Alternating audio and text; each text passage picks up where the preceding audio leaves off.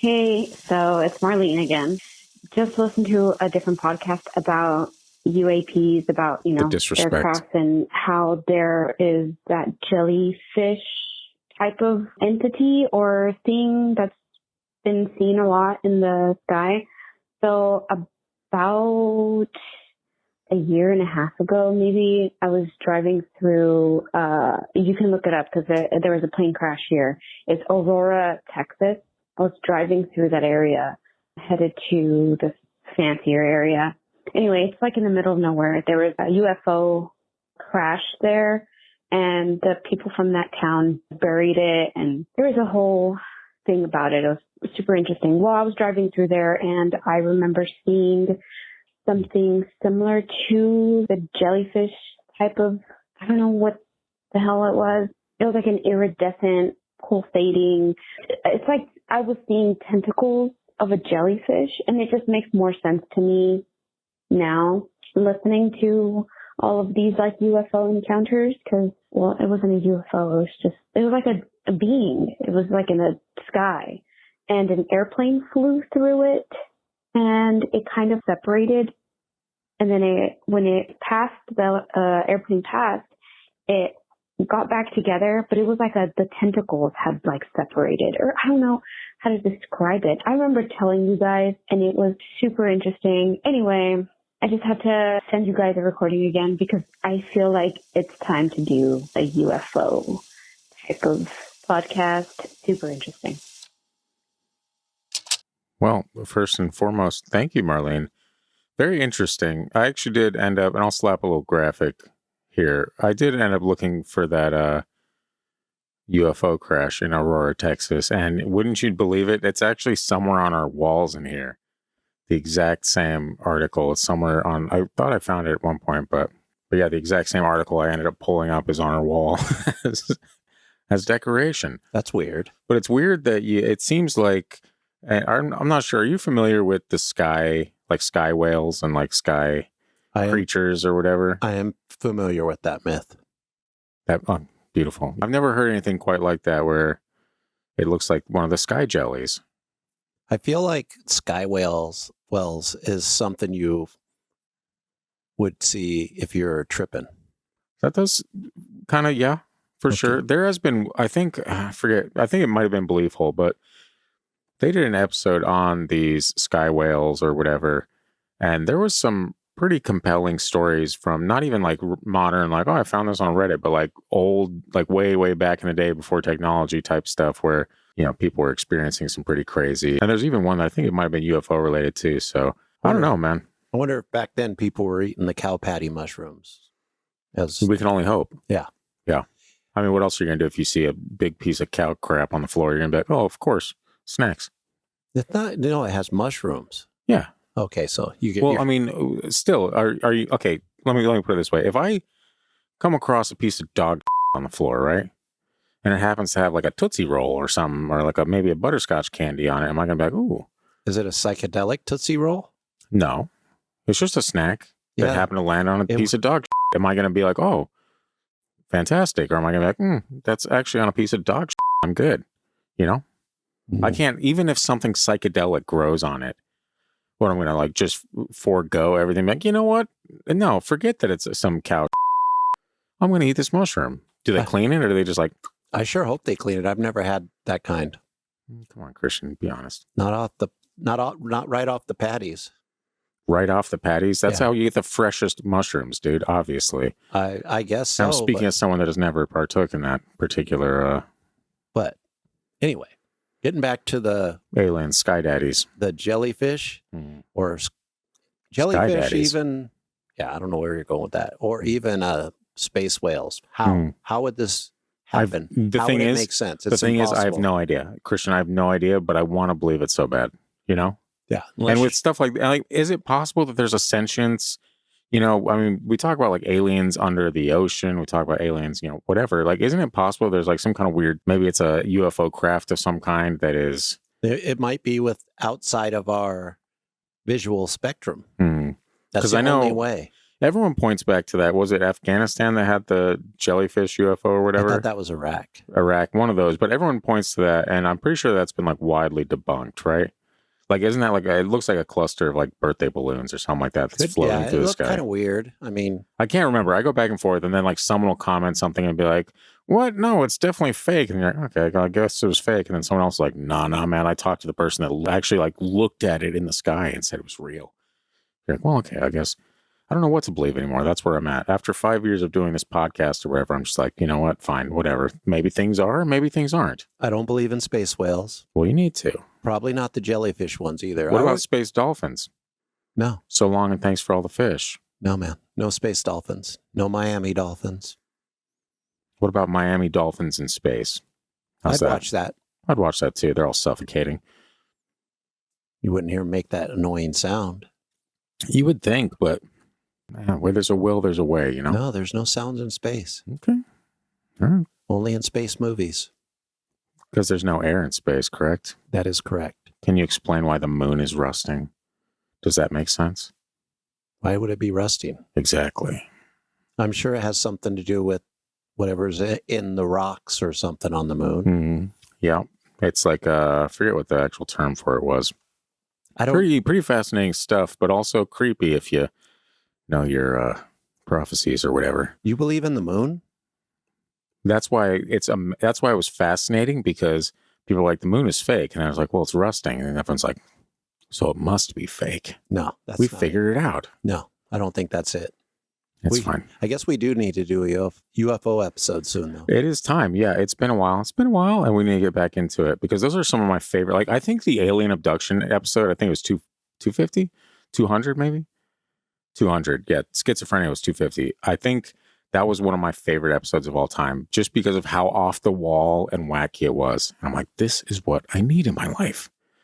Anyway, Marlene, thank you for sending that in. And if you have actually sent in a ton of stories over the years, and we greatly appreciate that. You are the field investigator for our Texas location.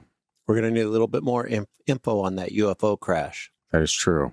That's true. Maybe we do an episode on that. That sounds pretty fascinating. It's already on my phone now. It's already on his phone now. I feel like I've heard about that one, but not very You've probably read it a few times. Probably.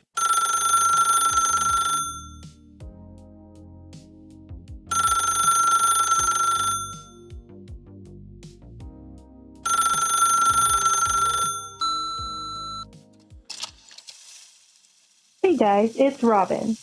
Hello, I Robin. just listened to the Listener Stories Volume 7, I believe it was, today, and a couple of the stories unlocked a memory for me. I was just going to share it on the Facebook page because the memory was so vague. I didn't feel like it should be a listener submission, but I decided to ask my family members if they remembered it, and my mom actually remembered it quite vividly. Ooh. So I live in Phoenix, Arizona. I'll just start off with my memory of this incident. It was the early 90s. I believe I was between 6 and 7. It was nighttime. We were driving down a very dark road, and me and my 5 siblings are in the back seat, and we notice a UFO behind us. I remember seeing a large shape in the sky. It wasn't illuminated or anything, but it was that dense black, so you know there's something there. And then we see these illuminated circular things flying around it. I don't remember if these little ones had any rhyme or reason for how they were flying, but I just remember they were moving. And we were so excited when we were watching this, and we were telling our mom what we were seeing because she was driving in the opposite direction. So it wasn't like she was watching it. But then we saw helicopters coming towards the thing. I think we may have seen everything shoot up, but I don't know. Like I said, the memory is fake. So I asked my mom, and if she remembered us seeing a UFO when we were all little. And her response was, oh my God, yes, I remember that. And she told me that we were driving away from the Estrella Mountain. So if you're not familiar with Arizona, Estrella is a pretty huge mountain range. It's very popular for hiking and things like that. And so we were driving away from it. So my mom says what she saw in the rearview mirror looked like one of those candies. And I asked her, what candy are you talking about? And she said, what are those wafer candies? And I'm like, oh my God, this old woman. So I Googled wafer candies, and then it's like these disc things. So I said, oh, it looked like a flying saucer. And she said, yes, but not shiny and not thin. So I'm guessing like a disc, but with bulk to it. And then she said that she also remembered the little things flying around it, which got me excited because I just asked her if she remembered us seeing a UFO. I didn't tell her what my memory was. She said that we didn't stop to look at it because we were kind of in the middle of nowhere. Yes, we're super overpopulated right now, but back in the 90s, there was a lot of open desert in the state. So that makes sense as to why my memory is that we're driving down this super dark road. But yeah, that's my UFO story. It's pretty crazy. Hope you guys like it. Thanks, bye. Thank you, Robin. Wow. She said 94? That's prior to the Phoenix Lights by like 3 years, 2-3 years. That kind of reminds me of, I don't know if I ever told you. I know I talked to my dad because at least once a year I will look outside and be like, holy shit, UFOs. And it's Venus. It's Venus, right? Jupiter's pretty easy to see, but so is Venus. And I'm pretty sure it's Venus, and then there's one next to it. But every single year I have to take a picture of it and send it to my dad. Be like, is this Venus? He's like, yes. I'm like, okay. Does he worry about you? Could you ask the same question over and over again? No, I think he probably appreciates the fact that I don't just assume. I'm like, hey, aliens now. I literally, but getting back to what I was saying, there was one time, you remember in Eagle River, when we go home, if you go the back route, there's that mountain that you kind of go up and then you come down into where our house was, right? Right. As I'm going down that mountain, it's semi-cloudy outside and there is Venus, what I assume to be Venus, right? Right. But there are these little things that are like flying or like in and out of it. I got home, I got out of the car, whipped my phone out, and I just started recording it. Did you get anything? I got Venus. But what I'm saying is when I was driving, I physically saw things moving around it. And that's why I was so stoked to get out of the car and film it. Unfortunately, back in the 90s, probably didn't have anything to film with, especially because you're a child at the time and your mom was driving from the sounds of it. So, but I mean, at least there's some like validation there, you know, because she asks her mom and her mom's like, oh yeah, I remember that. So, I mean, that's a crazy memory to unlock. That's pretty wild. My dad used to tell me back when he was working at Lockheed, and sometimes he'd have to go away to work at a different facility. And he told me, or told my mom and me, that it was that part of Arizona. This would have been in the 70s, but it makes me wonder if there's what kind of government installations are in that region. And you know, from living out in the desert, oh yeah, there's always weird stuff flying out in the desert when you're near some kind of Air Force base. Yeah. I wish I would have paid more attention to it when I lived out there. I think a lot of it was boring when you were growing up out there. A lot of the cool stuff was when I was younger, because there was always weird stuff flying and there was stuff crashing back then. Fascinating that she saw stuff flying around it, but and you have heard plenty of those stories where there's like a mothership and then there's smaller ships like buzzing around it, you know? A lot of times I still lean toward these things being our military of some sort, even though we don't. But even if that's the case, that's crazy, right? It is crazy. And when do we ever hear about this? When is this technology going to drop, you know? Apple comes out with the same iPhone every year and everyone loses their minds. Can you imagine if the government was like, all right, here's what we got, and like a little sheet falls down. You're like, oh. From learning the little bit of stuff I had learned with where my dad worked and actually working out there a little bit too, you got to think 30 years in the future with whatever we have now. But aren't we 30 years in the future from when they were doing that? Like, that's what I'm saying is it's like, it's always, oh, well, we're 20 years ahead or whatever XYZ is. But Then time passes and nothing is ever released, and we're still like flying, the B-2 bomber and is SR-71 still out or no? I think they retired that. I think they officially retired it, but that was first flying the end of the 50s, early 60s. Exactly. That's what I'm saying. Like, so if we have the tech, whip it out. China's out here trying to absolutely flex on us with their military prowess. Like, oh, check this out. Yeah, you like that? You like the Timu tanks? Huh? Yeah. Big fan of those Timu tanks? But they work as well as a Timu tank. We can't be too sure. I'm convinced that the Chinese actually manufacture good stuff for them and then just horrible garbage for us. As like a, red herring, like throw you off the scent type thing. Like, oh, this is all we can do. From what I hear, most of their stuff is not that great. Do you have like ears in the Chinese government? I'm a nerd, so every once in a while I watch stuff on like Chinese military or Russian military or that is pretty other nerdy. People's military. You that bored? That's fine. I don't know if it's bored. I'm just a nerd. Either way, Robin, fantastic stories. And you have also been someone that has sent in plenty of, we've had dreams from you. We got, I think in a different episode of Frightline, we're going to have an astral projection from you. I love that. Yeah, it's good stuff. Keep up that good work. All right. Now we have a second incident to look into for our future UFO show. Exactly. Way to go. Marlene and Robin tag teaming on this. I'll take it. And in the meantime, I'm going to take a half second for half day, and we'll see you guys in just a moment. Now Frightline!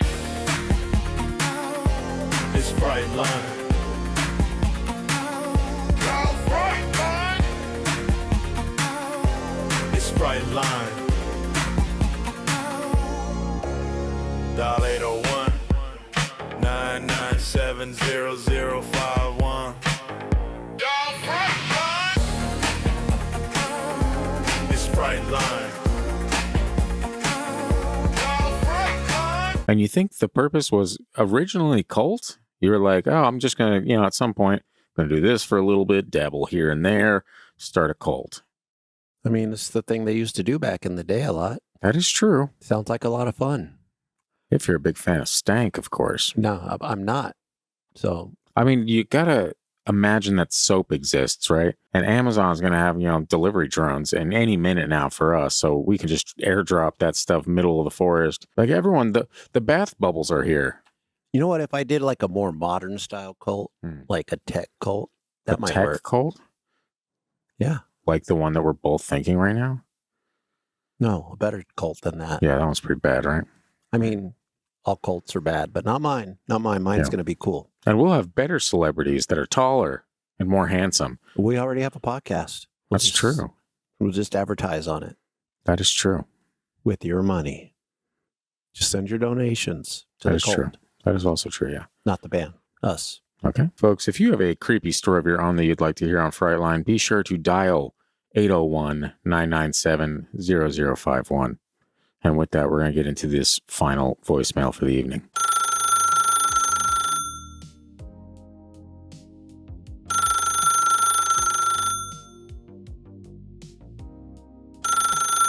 I should also mention this is an anonymous submission. We don't know you. Yeah, some people prefer to, just in case they have friends and family that are fans of our wildly popular show, it's better to play it safe. And we get that. Hey, what's up, guys? Big fan. Big fan. When I heard about this whole paranormal 911 advice column thing, I said, heck yeah, dude. Heck yeah, thanks for what you do. So, here's my deal. I adopted this dog a few months back. Shelter said he was a Belgian Malinois mix. Great temperament, super smart, barely barks, but he doesn't blink, like ever. And I've checked. I have some free time. And when he dreams, he makes this low-frequency hum that shakes my couch. My cousin's nose bled once. It's super weird, I know. Also, he opens doors. I'm not too familiar with this breed, but it felt weird. Not just like pushing them, like he actually unlocks them. I came home and he was sitting at the dining table wearing my hoodie, not on my chair, in it, like he invited himself to dinner. The other night I found a pile of pine cones under my bed. perfectly stacked, kind of like those rocks you sometimes see the Asian people do. Can you say that? Is that offensive? Guys, please cut that if that's offensive. I don't want to ruffle any feathers. You know what I'm talking about, though, right? The stacking stones. I guess you don't have to be Asian to do it, but it seems like kind of a cultural thing. I'm not trying to step on any toes. Anyway, it was like that, but with pine cones, and it was under my bed, perfectly stacked. Next morning, the mailman called in sick and hasn't been seen since. So I guess what I'm wondering is, did I accidentally adopt a forest spirit in canine form? And if so, do I owe it tribute? Or do I just ride this out and hope he never learns how to vote? Thanks, guys. Again, big fan. Keep doing what Scott. You're way too down on yourself. Stop being like that. And Christian, you're way too up on yourself. Get a little more down. Okay, we'll see. Okay, bye. I'm not sure where somebody thinks I'm up on myself all the time. Anyway, it must be a Leo thing. I don't know. That's a great submission. Thank you. Belgian freaking undercover cop. Mm. You ever think of that? It's a Fed. Fed is in your house. Fed/witch. You like that? You had a Fed witch dog. Yeah. Killed your postman. Yeah. You can't have that, can you? I know. What kind of secrets are you burying? Postman rang twice. Huh? Is that like a reference to something from the 1970s? It's before then, I think. It's before my time. Christian, that's impossible. And I think we both know that. I am eternal. Oh, sorry. I'm up on myself again. Nope, there he goes. He's up on himself. Starting a cult, becoming eternal.